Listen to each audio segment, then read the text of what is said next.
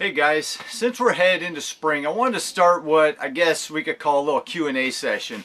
So I get lots of questions about how I propagate and how I take care of these plants, and I want to start answering them in video format instead of constantly typing out responses to a lot of the same questions, and hopefully this will start answering all those questions for you guys and what we're doing here. So I think since we're headed into spring now, and it is, what is it today, February 11th, I think, we're getting to a point in time where we would normally start fertilizing our rhododendrons. So let's go ahead and talk about fertilizer today. I had a question the other day and somebody asked me, what do you use for fertilizer? Well, to start this off, I think I want to qualify this a little bit. I do use fertilizer here. It is a synthetic fertilizer. It's not organic. And I know a lot of people are turned off by that. I don't use fertilizer for my gardens, my vegetable gardens, or any food gardens. All of that is 100% organic. But for my landscape plants, I do use fertilizer.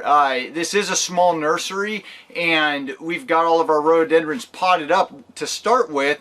And in the bark, the fir bark that I use for potting them up, there is no real nutrients in there, and so you've got to fertilize. When I put them in the ground, I start out also fertilizing them in the ground for the first couple of years, and the ultimate goal here is to continue to put lots of mulch down year after year so that we build up a really nice bed, a real nice layer of just beautiful soil, and we won't have to continue fertilizing older landscape plants in the future.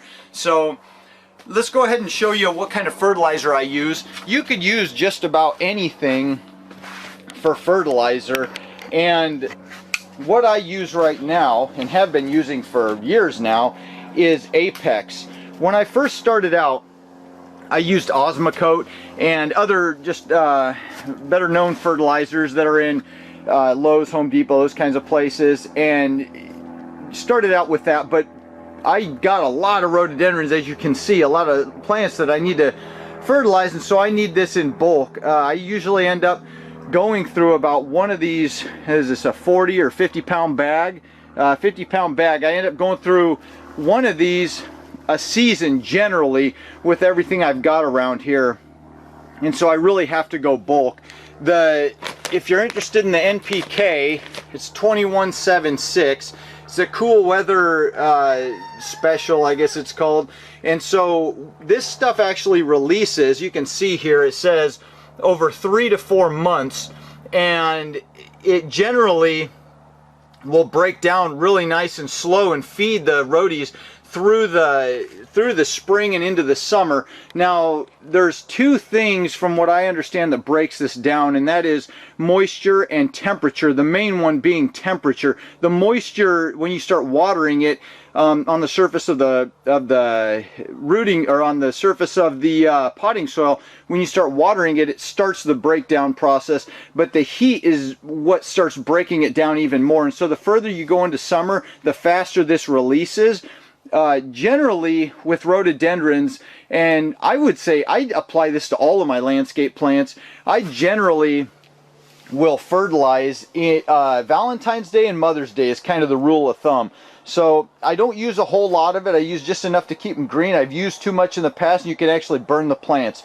It's harder to do with this stuff because it is a slow release, but you can burn your plants. And this is what it looks like in a pot. It's just, it's a professional quality little nursery fertilizer. It's just in these little beads, and you get all of your, nitrogen wrapped up in there so that you can keep these plants green. And it's got actually a lot of trace elements in it too. Let's just go ahead and keep going down this bag. So what do we have here? Total nitrogen, we already went over those numbers, but that's at 7 or 21%, sorry. And then we've got your potash, and that's over here at 7, and then it's the phosphate is at 7, and the potash is at 6. And so, but then you've also got magnesium, sulfur, copper, iron, manganese, molybdenum, and zinc. Say that 10 times fast. And so you've got a lot of trace elements. This fertilizer I have found is just an excellent fertilizer and works really well, even though it's more formulated for the rhododendrons and, you know, acid-loving evergreens. It works well for all my plants. I put on burning bushes, lilacs, you know, just about anything. So really good fertilizer. If you look out over my landscape, and I'll show a little shot here, like I was saying before, my goal is eventually to not use fertilizer on the older landscape rhododendrons.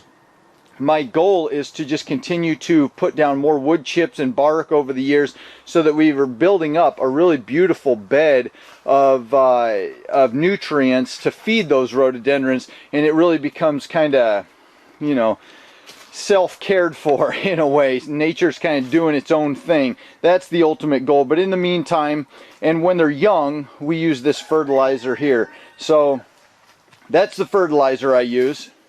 And when I'm using that fertilizer, I just have an old Folgers coffee can here. Makes it real easy. I've had this one for years, and actually you saw that fertilizer, the pellets looked green before, but they've changed the coloring. The formulation's still the same, but you know how companies can kind of change things from time to time. But so we got a Folgers coffee can. This is actually a little scoop. I think it's a tablespoon on one side and a half a teaspoon or something on the other side. Anyway, this actually came out of an Osmocote fertilizer deal that I got from Lowe's years back, and I just continue to use it. But I'll generally, for 1 gallon rhododendrons, I'll generally take one big heaping scoop of this, and this will take care of 3 1-gallon rhododendrons. And then for bigger landscape rhodies that I've got out there, I'll just do one whole scoop and kind of sprinkle it out over the whole root system of the rhododendron. On the bag, it actually shows you how much to use, and I've just gotten used to how much to use over the years and just kind of keep doing the same thing, but it breaks it down for you and shows you how much to use. But that is what I do to fertilize rhododendrons. I hope that helps you guys. I hope you can go out and find that stuff. Oh, maybe that's probably a question that you have. Where do I get this stuff? So you can buy this at just about, I would think, any commercial nursery supply. I get it. There's a local nursery, rhododendron nursery, Downs Rhododendron, up here in Washington State, that sells rhododendrons, and he also sells bags of this stuff, and so I get it from him. There's another local nursery, Rainier Rhododendron, that does the same thing. They don't sell the fertilizer, but I know them personally, and so they'll order extra for me. But you can generally get it from just about any nursery supply or a formulation similar to it. In the meantime, when you're starting out and you're small and you're trying to figure out what to fertilize, I would just go with Osmocote or, you know, any of the other acid-loving rhododendron, azalea fertilizers that you get at like Lowe's and Home Depot, and you can get them in bigger bags so that you can fertilize for, you know, for a while. You can fertilize a lot of plants. The main thing that I like to pay attention to is you want to get something that's slow release so that you're not constantly fertilizing, so it releases over a period of time. So I think that just about covers it for fertilizer. So if you guys like the video, please like it, put your comments down below, and I'll try to answer them. Subscribe if you guys want to follow along and see other interesting videos about plant propagation and this little small nursery here. If you guys are interested in building my propagation frame that I use here, go ahead and click the link right up here and we'll get you off to that. So I hope you have a fantastic day, and I'll see you again in the next video. Adios.